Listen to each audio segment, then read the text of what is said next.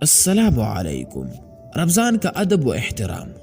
نزہۃ المجالس میں ایک واقعہ لکھا ہے کہ یہ وہ وقت تھا جب مسلمان غالب تھے اور کفار ان کے درمیان رہتے تھے کہ ایک مرتبہ ایک مجوسی کی بیٹی نے رمضان المبارک کے دنوں میں کھلے عام کھانا کھایا تو اس مجوسی کو بہت غصہ آیا۔ اس نے اپنی بیٹی کو ڈانٹ ڈپٹ کی کہ تجھے شرم نہیں آتی کہ مسلمانوں کا مقدس مہینہ ہے، وہ دن میں روزہ رکھتے ہیں اور تو دن میں اس طرح کھلے عام کھا رہا ہے۔ خیر بات آئی گئی ہو گئی۔ اس مجوسی کی پڑوس میں ایک بزرگ رہتے تھے۔ جب اس مجوسی کا انتقال ہو گیا تو ان بزرگ نے اس کو خواب میں دیکھا کہ وہ مجوسی جنت کے بہاروں میں ہے۔ بزرگ بڑے حیران ہوئی، پوچھنے لگی کہ آپ تو مجوسی تھے اور میں آپ کو جنت میں دیکھ رہا ہوں۔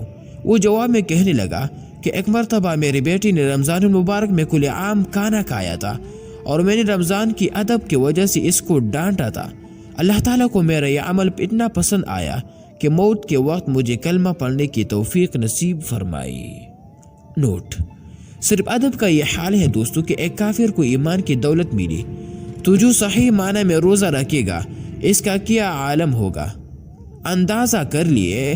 اسی طرح جو آدمی رمضان کی بے احترامی کرے یا لوگوں کو نیک اعمال میں کیڑی نکال کر برگشتہ کرے یا تراویح کو بغیر دلیل کے مستحب گردان کر استخفاف کرے وغیرہ وغیرہ تو اس کی کیا سزا ہوگی، اس کا بھی اندازہ کر لیے۔